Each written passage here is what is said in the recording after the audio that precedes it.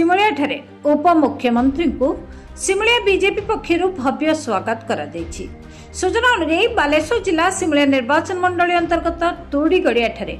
अनुष्ठित 82तम शहीद श्राद्ध उत्सव स्मृति सभा अवसर में सिमुलिया रे बीजेपी पक्षर पूर्वतन मंत्री तथा वर्तमान विधायक पद्मलोचन पंडा नेतृत्व में उपमुख्यमंत्री कनक वर्धन सिंहदेव को मार्कोणा नीलकंठेश्वर मंदिर निकट में पुष्पगुच्छ और उत्तरीय दे संबर्धित कर